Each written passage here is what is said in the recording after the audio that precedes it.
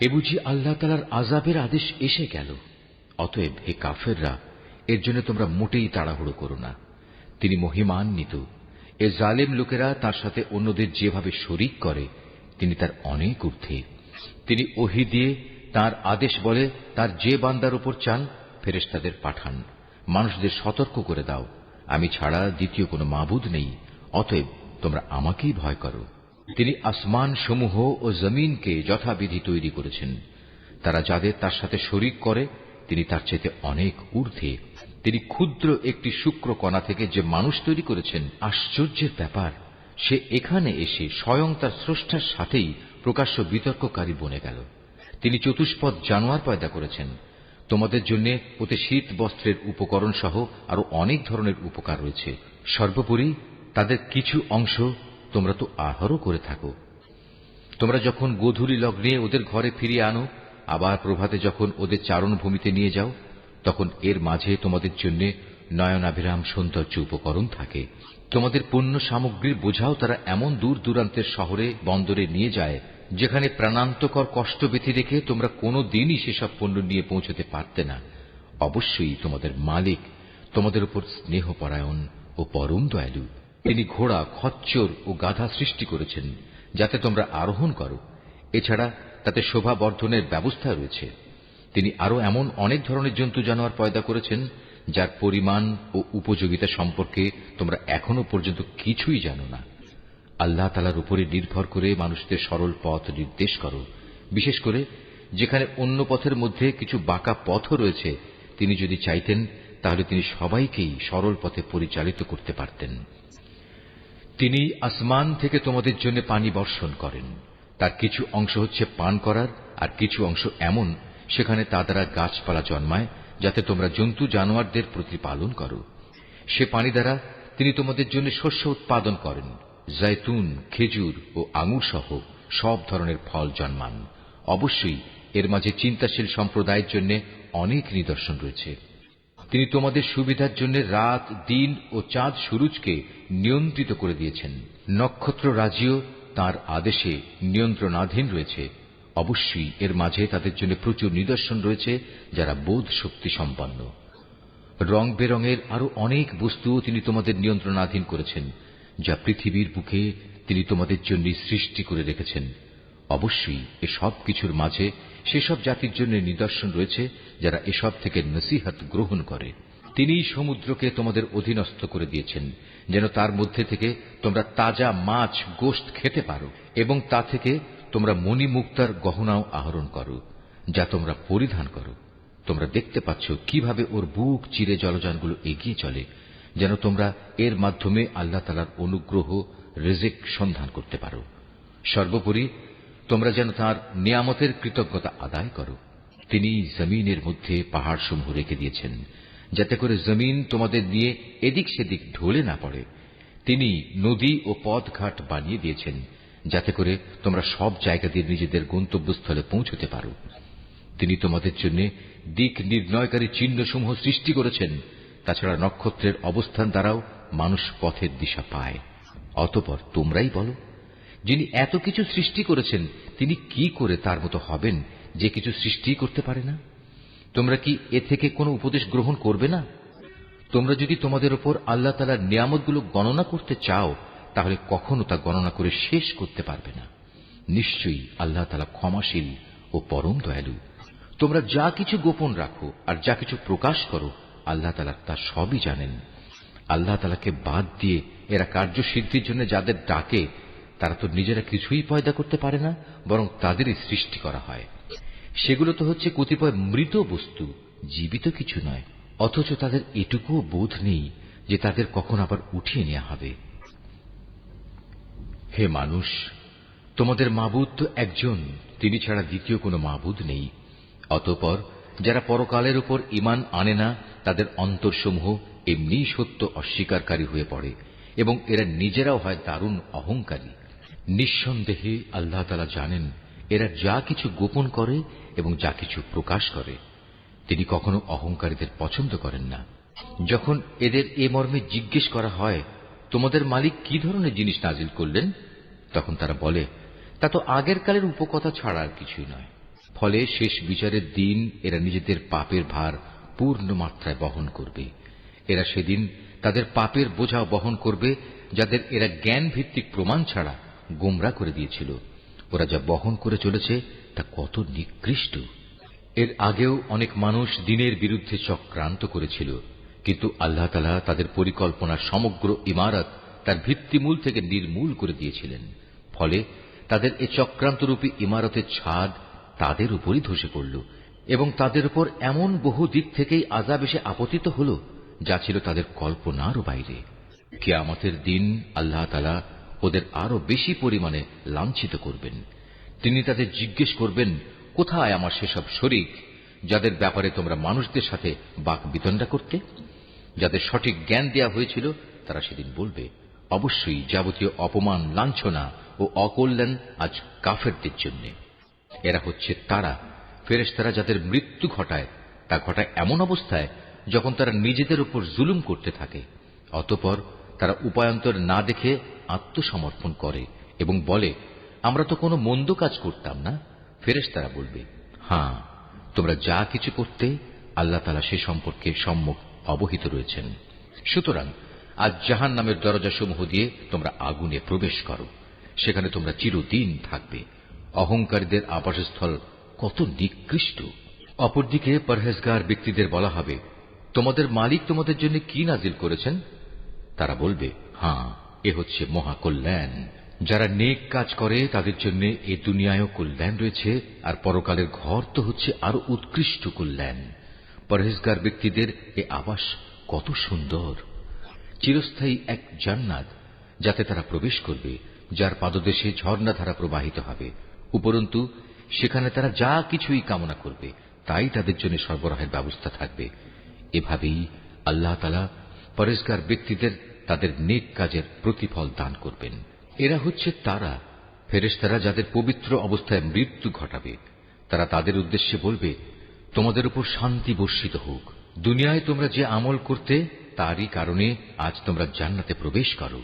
হে নবী, তুমি কি মনে করো ওরা শুধু এজন্যই অপেক্ষা করছে যে তাদের কাছে একদিন ফেরেশতা নাজিল হবে, কিংবা তোমার মালিকের পক্ষ থেকে কোনো আযাবের হুকুম আসবে? এদের আগে যারা এসেছিল তারা এমনটিই করেছে। এদের উপর আযাব পাঠিয়ে আল্লাহ তাআলা কোনো জুলুম করেননি, বরং তারা নিজেরাই নিজেদের উপর জুলুম করেছে। পরিশেষে তাদের উপর তাদের মন্দ কাজের শাস্তি আপতিত হল। একসময় সে আযাব তাদের পরিবেষ্টন করে নিল, যা নিয়ে তারা হামেশা ঠাট্টা বিদ্রূপ করে বেড়াত। মুশরিকরা বলে, যদি আল্লাহ তাআলা চাইতেন তাহলে আমরা তো তাঁকে বাদ দিয়ে অন্য কিছুর ইবাদত করতাম না, না আমাদের বাপদাদারা অন্য কারো ইবাদত করত। আমরা তাঁর অনুমতি ছাড়া কোনো জিনিস হারামও করতাম না। একই ধরনের কাজ তাদের পূর্ববর্তী লোকেরাও করেছে। আসলে রসুলদের উপর সুস্পষ্ট বাণী পৌঁছে দেওয়া ছাড়া আর কোনো অতিরিক্ত দায়িত্ব কি আছে? আমি অবশ্যই প্রত্যেক জাতির কাছে রসুল পাঠিয়েছি, যাতে করে তাদের কাছে সে বলতে পারে, তোমরা এক আল্লাহ তাআলার ইবাদত করো এবং নাফরমান শক্তিসমূহকে বর্জন করো। সে জাতির মধ্যে অতঃপর আল্লাহ তাআলা কিছু লোককে হেদায়েত দান করেন, আর কতক লোকের উপর গোমরাহি চেপে বসে গেছে। অতএব তোমরা আল্লাহর জমিনে পরিভ্রমণ করো এবং দেখো যারা রসুলদের মিথ্যা প্রতিপন্ন করেছে তাদের কি ভয়াবহ পরিণাম হয়েছিল। হে নবী, তুমি এদের হেদায়েতের ব্যাপারে যতই আগ্রহী হও না কেন, এরা কখনো হেদায়েত পাবে না। কেননা আল্লাহ তাআলা যাকে গোমরা করে দিয়েছেন তাকে তিনি সৎ পথে পরিচালিত করবেন না। আর এমন লোকদের আযাব থেকে বাঁচানোর জন্য কোনো সাহায্যকারীও নেই। এরা আল্লাহ তাআলার নামে শক্ত ধরনের শপথ করে বলে, যে ব্যক্তির মৃত্যু হয়ে যায় তাকে আল্লাহ তাআলা কখনো দ্বিতীয়বার উঠিয়ে আনবেন না। হে নবী, তুমি বলো, হ্যাঁ, অবশ্যই এটা তাঁর সত্য ওয়াদা, কিন্তু অধিকাংশ মানুষই তো জানে না। এটা তিনি এজন্য করবেন যে বিষয়ে এরা মতবিরোধ করত। কিয়ামতের দিন তাদের জন্য তিনি তা স্পষ্ট করে দেখিয়ে দেবেন, এবং যারা আজ অস্বীকার করে তারাও একথাটা জেনে নেবে, তারা সত্যি সত্যি ছিল মিথ্যাবাদী। আমি যখনই কোনো কিছু ঘটাতে চাই তখন সে বিষয়ে আমার বলা কেবল এটুকুই হয় যে হও, অতঃপর তা সংঘটিত হয়ে যায়। স্মরণ করো, যারা আল্লাহর পথে হিজরত করেছে, বিশেষ করে ঈমান আনার কারণে তাদের উপর জুলুম হওয়ার পর, আমি অবশ্য তাদের এই পৃথিবীতেই উত্তম আশ্রয় দেব, আর আখিরাতের পুরস্কার তা তো এর থেকে অনেক বেশি শ্রেষ্ঠ। কত ভালো হতো যদি তারা কথাটা জানত। যারা বিপদে ধৈর্য ধারণ করে এবং যারা আল্লাহর উপর নির্ভরশীল থাকে তাদের জন্য আখিরাতের অনেক পুরস্কার রয়েছে। হে নবী, আমি তোমার আগেও এ মানুষদের মধ্যে থেকেই কিছু ব্যক্তিকে রসুল বানিয়ে প্রেরণ করেছি যাদের উপর আমি ওহী পাঠিয়েছি। অতএব যদি তোমরা না জানো তাহলে কেতাবধারীদের জিজ্ঞেস করো। এসব নবীকে আমি সুস্পষ্ট দলিল প্রমাণ ও কেতাব সহকারে পাঠিয়েছি। একইভাবে আজ তোমার কাছেও কেতাব নাজিল করেছি, যাতে করে যে শিক্ষা মানুষদের জন্য তাদের কাছে পাঠানো হয়েছে তুমি তা তাদের সুস্পষ্টভাবে বোঝাতে পারো, যেন তারা নিজেরাও একটু চিন্তা ভাবনা করে। যারা আল্লাহ তাআলা ও তাঁর রসুলের বিরুদ্ধে হীন চক্রান্ত করে তারা কি এ বিষয়ে নিশ্চিত ও নিরাপদ হয়ে গেছে যে আল্লাহ তাআলা এজন্য তাদের ভূগর্ভে ধসিয়ে দেবেন না, কিংবা এমন কোন দিক থেকে তাদের উপর আযাব এসে আপতিত হবে না যা তারা কখনো চিন্তাও করতে পারেনি, কিংবা তাদের তিনি এমন সময় পাকড়াও করবেন না যখন তারা চলাফেরা করতে থাকবে। এরা কখনোই তাকে তার কোনো কাজে অক্ষম করে দিতে পারবে না, অথবা এমন হবে না যে প্রথমে তিনি তাদের কিছু দূর চলতে দেবেন অতঃপর পাকড়াও করবেন। অবশ্যই তোমার মালিক একান্ত স্নেহশীল ও পরম দয়ালু। এই আয়াতটি যিনি তেলাওয়াত করবেন এবং যিনি এই আয়াতটির তেলাওয়াত শুনবেন তাদের সবাইকে এখানে একটি সাজদা আদায় করতে হবে। এটা ওয়াজিব। এরা কি আল্লাহ তাআলা যা কিছু সৃষ্টি করেছেন তার প্রতি লক্ষ্য করে না যে তার ছায়া আল্লাহর সামনে সাজদাবনত অবস্থায় কখনো ডান দিক থেকে কখনো বাঁ দিক থেকে তাঁরই উদ্দেশ্যে ঢলে পড়ে? এরা সবাই তাঁর সামনে অক্ষমতা প্রকাশ করে যাচ্ছে। যা কিছু আছে আসমান সমূহে এবং এ জমিনে বিচরণশীল যা কিছু আছে যত ফেরেশতাকুল, তারা সবাই আল্লাহকে সাজদা করে যাচ্ছে। এদের কেউই নিজেদের বড়াই জাহির করে না, উপরন্তু তারা ভয় করে তাদের মালিককে, যিনি তাদের উপর পরাক্রমশালী। তাঁর পক্ষ থেকে তাদের যা আদেশ করা হয় তা তারা বিনীতভাবে পালন করে। হে মানুষ, আল্লাহ তাআলা আদেশ করেছেন তোমরা আনুগত্যের জন্য দুজন মাবুদ গ্রহণ করো না। মাবুদ তো শুধু একজন, সুতরাং তোমরা আমাকেই ভয় করো। আকাশমণ্ডলী ও জমিনের যেখানে যা কিছু আছে তা সবই তাঁর জন্যে। জীবন বিধান তাঁর অনুগত করে দেয়াই কর্তব্য। এরপরেও কি তোমরা আল্লাহ তাআলা ছাড়া অন্য কাউকে ভয় করবে?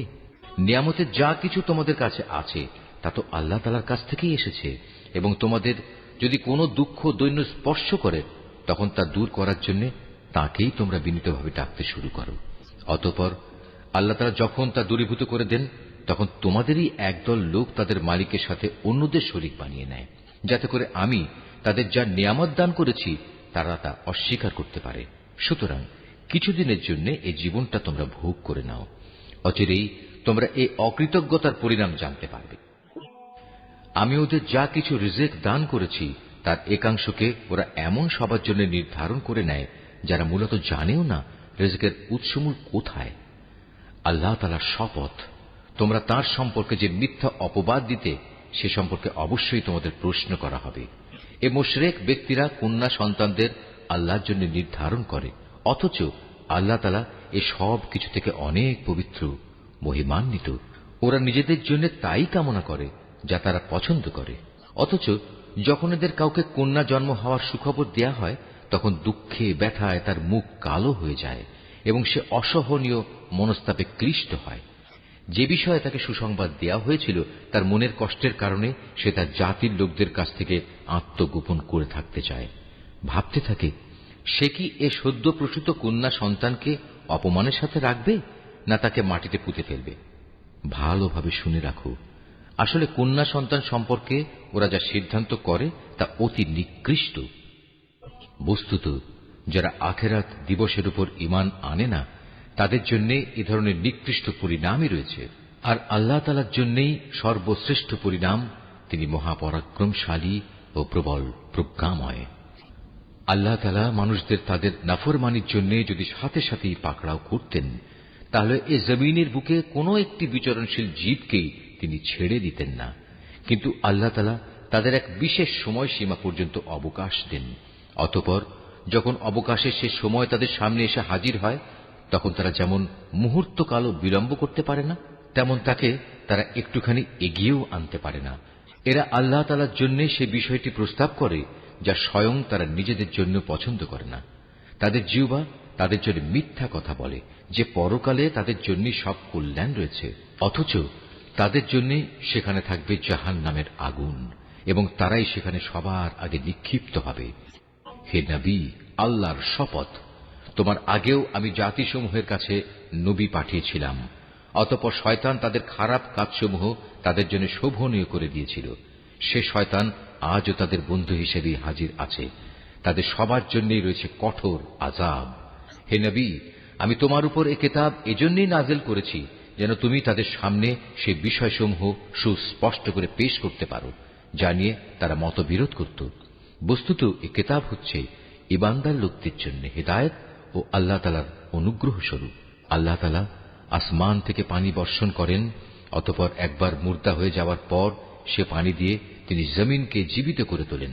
অবশ্যই এতে আল্লাহর কুদরতের বহু নিদর্শন রয়েছে সে জাতির জন্য যারা আল্লাহর কথা কান দিয়ে শোনে। অবশ্যই তোমাদের জন্য গৃহপালিত জন্তু জানোয়ারের মাঝে প্রচুর শিক্ষার বিষয় রয়েছে। তাদের উদরস্থিত দুর্গন্ধময় গোবর ও নাপাক রক্তের মধ্যে থেকে নিঃসৃত পানীয় খাঁটি দুধ আমি তোমাদের পান করাই। পানকারীদের জন্য এটি বিশুদ্ধ ও সুস্বাদু। খেজুর এবং আঙুর ফলের মধ্যেও শিক্ষণীয় বিষয় রয়েছে। তা থেকে তোমরা নেশাকর হারাম জিনিস যেমন বের করে আনছো, তেমনি তা থেকে হালাল এবং উত্তম রিজিকও তোমরা লাভ করছো। নিঃসন্দেহে এতে আল্লাহর কুদরতের অনেক নিদর্শন আছে তাদের জন্য যারা জ্ঞান সম্পন্ন সম্প্রদায়ের লোক। তোমার মালিক মৌমাছিকে এর নির্দেশ দিয়েছেন পাহাড়ের গায়ে, গাছের ডালে এবং অন্য কিছুর উপর যা তোমরা বানাও তার উপর নিজেদের থাকার ঘর নির্মাণ করো। অতঃপর প্রত্যেক ফল থেকে রস আহরণ করে তা খেতে থাকো। অতঃপর তোমার মালিকের নির্ধারিত পথ ধরে পূর্ণ আনুগত্যের সাথে সেদিকে এগিয়ে চলো। এভাবে তার পেট থেকে রং বেরঙের পানীয় দ্রব্য বের হয় যার মধ্যে মানুষদের নিরাময়ের ব্যবস্থা রয়েছে। অবশ্য এতেও নিদর্শন রয়েছে সে সম্প্রদায়ের জন্য যারা আল্লাহর এ সৃষ্টি বৈচিত্র্য নিয়ে চিন্তা করে। আল্লাহ তাআলাই তোমাদের সৃষ্টি করেছেন, অতঃপর তিনিই তোমাদের মৃত্যু দেবেন।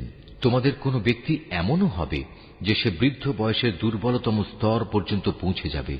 এতে করে কৈশোরে এবং যৌবনে কোনো বিষয় জানার পর সে পুনরায় অজ্ঞ হয়ে যাবে। আল্লাহ তাআলা অবশ্যই সর্বজ্ঞ, তিনি সর্বশক্তিমান। আল্লাহ তাআলা তোমাদের কাউকে কারো উপর রিজিকের ব্যাপারে প্রাধান্য দিয়ে রেখেছেন। অতঃপর যাদের এ ব্যাপারে শ্রেষ্ঠত্ব দেয়া হয়েছে তারা আবার তাদের অধীনস্থ দাস দাসীদের নিজেদের সামগ্রী থেকে কিছুই দিতে চায় না। তাদের আশঙ্কা হচ্ছে এমনটি করলে এ ব্যাপারে তারা উভয়ই সমান পর্যায়ের হয়ে যাবে। তবে কি এরা আল্লাহর এই নিয়ামত অস্বীকার করে?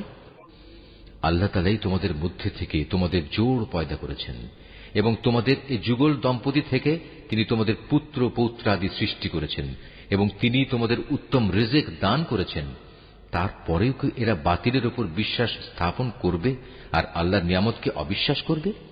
এবং এরা কি আল্লাহ তাআলাকে বাদ দিয়ে তাদের বানানো মাবুদের গোলামি করবে যাদের আকাশমণ্ডলী ও জমিনের কোথাও থেকে কোনো প্রকার রিজিক সরবরাহ করার কোনো ক্ষমতা নেই? সুতরাং হে মানুষ, তোমরা আল্লাহ তাআলার কোনো সদৃশ দাঁড় করিও না। অবশ্যই আল্লাহ তাআলা সব কিছু জানেন, তোমরা কিছুই জানো না। আল্লাহ তাআলা এখানে অপরের অধিকারভুক্ত একটি দাসের উদাহরণ দিচ্ছেন যে নিজে থেকে কোনো কিছু করার ক্ষমতা রাখে না। উদাহরণ দিচ্ছেন এমন ব্যক্তির সাথে যাকে আমি আমার পক্ষ থেকে উত্তম রিজিক দান করেছি এবং সে তা থেকে গোপনে ও প্রকাশ্যে ব্যয় করে চলেছে। তোমরা কি মনে করো এরা উভয় সমান? না, কখনো নয়। সমস্ত প্রশংসা আল্লাহ তাআলার জন্য, কিন্তু এদের অধিকাংশ মানুষই কিছু জানে না। আল্লাহ তাআলা আরো দুজন মানুষের উদাহরণ দিচ্ছেন। তাদের একজন হচ্ছে মূক, সে কোনো কিছুই নিজে থেকে করতে বা বলতে পারে না। সে সবসময় নিজের মনিবের ওপর বোঝা হয়ে থাকে। যেখানেই তাকে সে পাঠায় না কেন সে কোনো ভালো কিছু নিয়ে আসতে পারে না। এ অক্ষম ব্যক্তিটি কি সমান হতে পারে সে ব্যক্তির যে নিজে মুক্ত নয়, বরং সে অন্য মানুষদের ন্যায় কাজের আদেশ দিতে সক্ষম? সর্বোপরি যে ব্যক্তি সহজ সরল পথের উপর আছে। আসমান সমূহ ও জমিনের যাবতীয় অদৃশ্য জ্ঞান একমাত্র আল্লাহর জন্যই নির্দিষ্ট রয়েছে। কিয়ামত অনুষ্ঠানের ব্যাপার তো তাঁর কাছে চোখের পলকের ন্যায়, বরং তার চাইতেও নিকটবর্তী। আল্লাহ তাআলা অবশ্যই সর্ববিষয়ের উপর শক্তিমান। আল্লাহ তাআলা তোমাদের মায়ের পেট থেকে এমন এক অবস্থায় বের করে এনেছেন যে তোমরা তার কিছুই জানতে না। অতঃপর তিনি তোমাদের কান, চোখ ও দিল দিয়েছেন, যাতে করে তোমরা শুকর আদায় করতে পারো। এরা কি পাখিটির দিকে তাকিয়ে দেখে না যে আকাশের শূন্য গর্ভে সহজে বিচরণ করছে? আল্লাহ তাআলা ছাড়া এমন কে আছে যিনি এদের শূন্যের মাঝে স্থির করে ধরে রাখেন? অবশ্যই এর নিপুণ ব্যবস্থাপনার মাঝে ইমানদার সম্প্রদায়ের জন্য অনেক নিদর্শন রয়েছে। আল্লাহ তাআলাই তোমাদের জন্য তোমাদের ঘরগুলোকে শান্তির নীড় বানিয়েছেন। তিনি তোমাদের জন্য পশুর চামড়া দিয়ে তাঁবুর হালকা ঘর বানাবার ব্যবস্থা করেছেন, যাতে তোমরা ভ্রমণের দিনে তা সহজভাবে বহন করে নিতে পারো। আবার কোথাও অবস্থান নেয়ার সময়ও তা ব্যবহার করতে পারো। ওদের পশম, ওদের লোম, ওদের কেশ থেকে তিনি একটি নির্দিষ্ট মেয়াদের জন্য তোমাদের অনেক ব্যবহার উপযোগী সামগ্রী বানাবার ব্যবস্থা করে দিয়েছেন। আল্লাহ তাআলা যা কিছু সৃষ্টি করেছেন তা থেকে তিনি তোমাদের জন্য ছায়ার ব্যবস্থা করে দিয়েছেন। তিনি তোমাদের জন্য পাহাড়ের মাঝে আশ্রয়ের ব্যবস্থা করেছেন।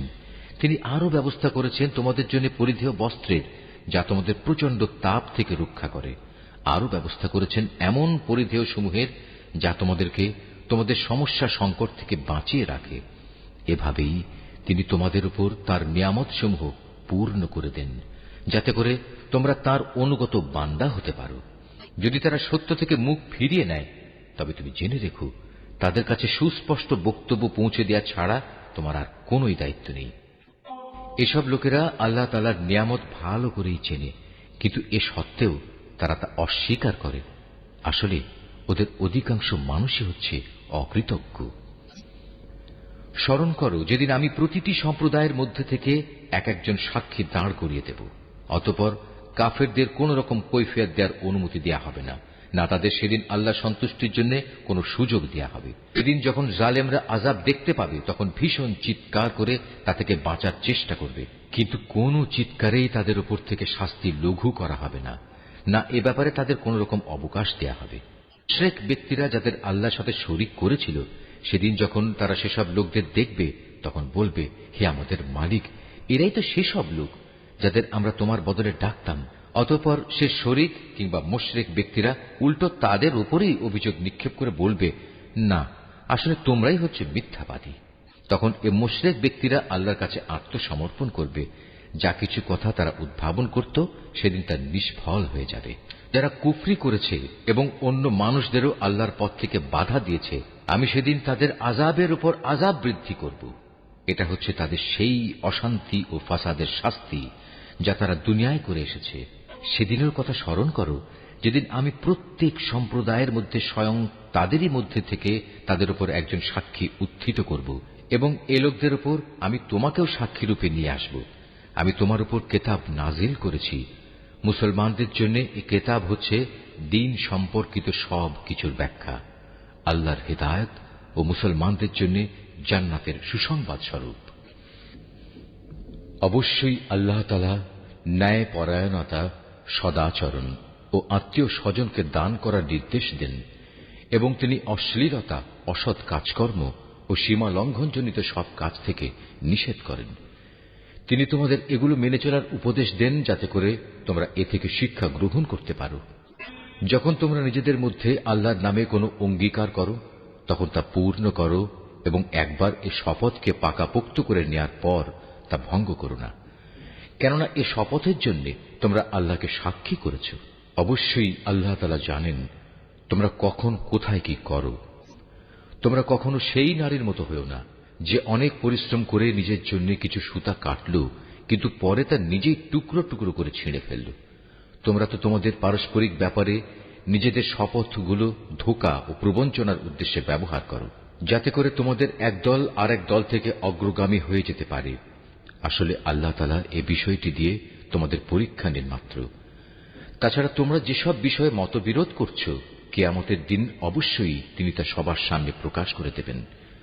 আল্লাহ তাআলা যদি চাইতেন, তাহলে তোমাদের সবাইকে এক জাতি বানিয়ে দিতে পারতেন।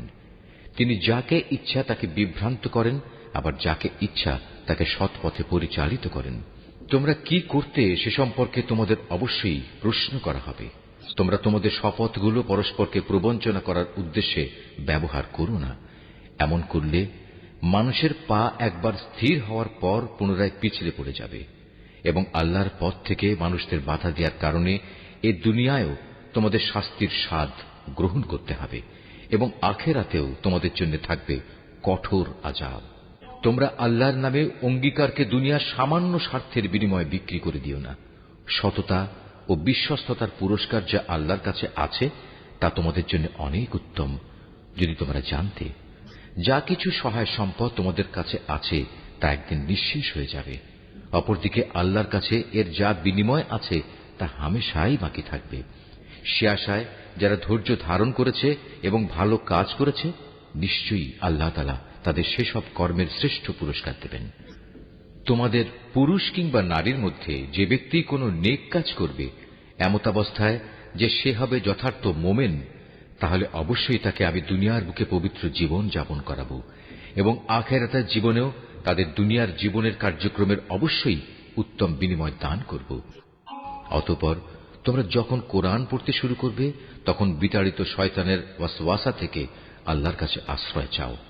যারা আল্লাহর উপর ঈমান আনে এবং যাবতীয় কার্যকলাপে তাদের মালিকের উপর ভরসা করে, তাদের উপর শয়তানের কোনোই আধিপত্য নেই।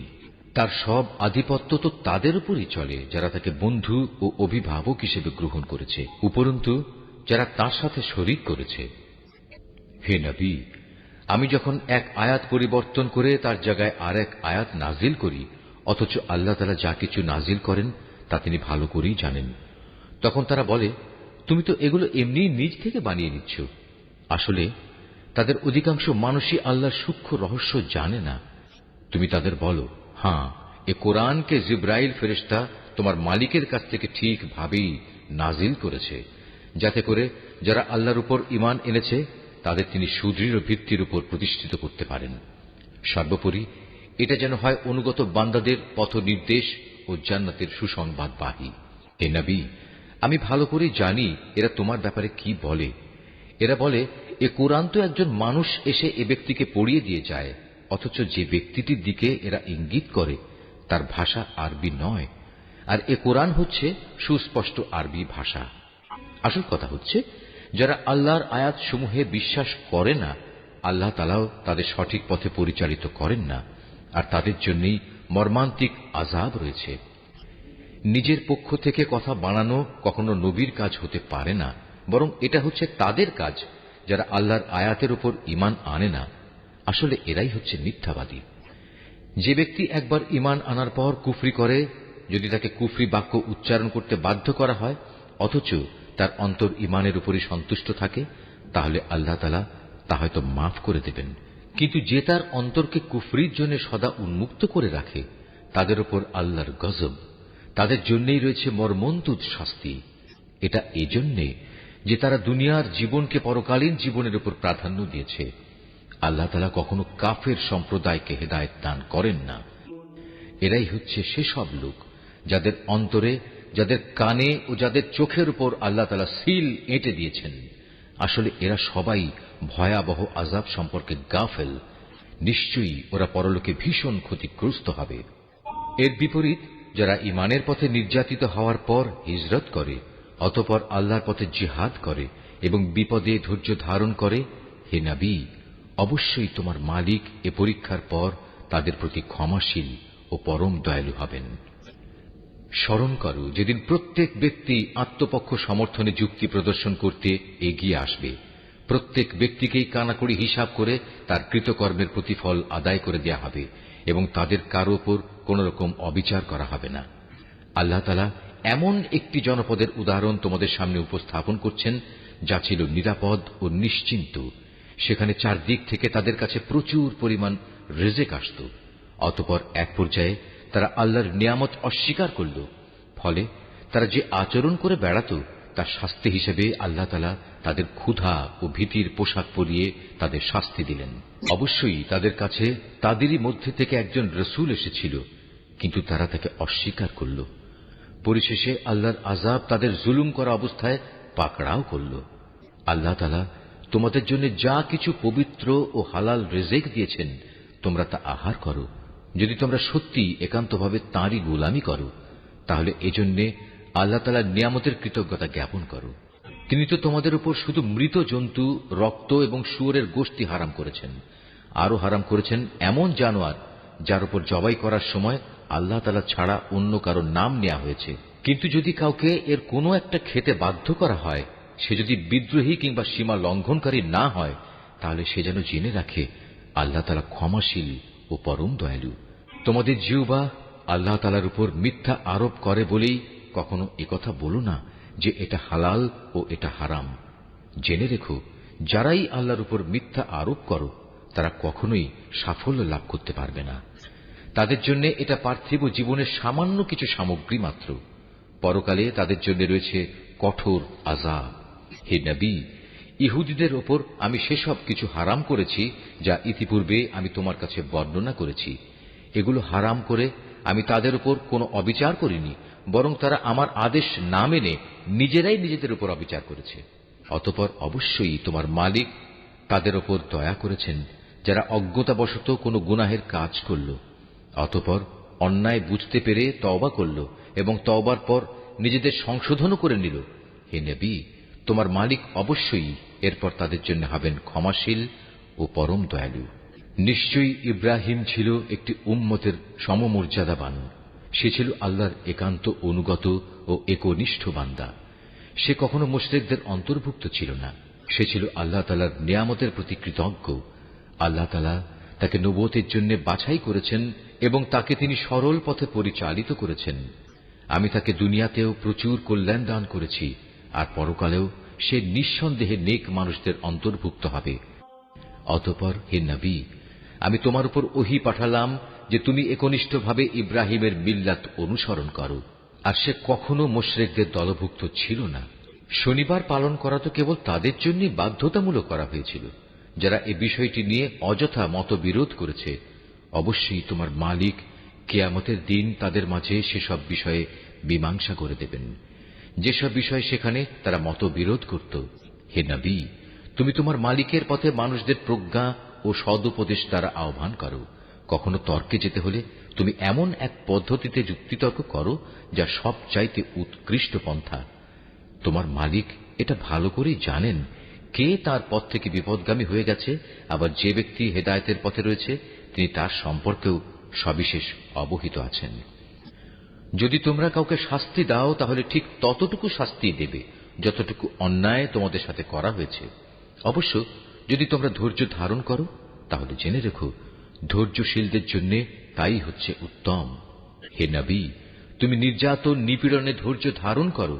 তোমার ধৈর্য সম্ভব হবে শুধু আল্লাহ তাআলার সাহায্য দিয়েই। এদের আচরণের উপর দুঃখ করো না।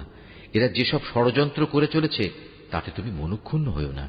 অবশ্যই আল্লাহ তাআলা তাদের সাথে রয়েছেন যারা জীবনের সর্বত্র আল্লাহ তাআলাকে ভয় করে চলে।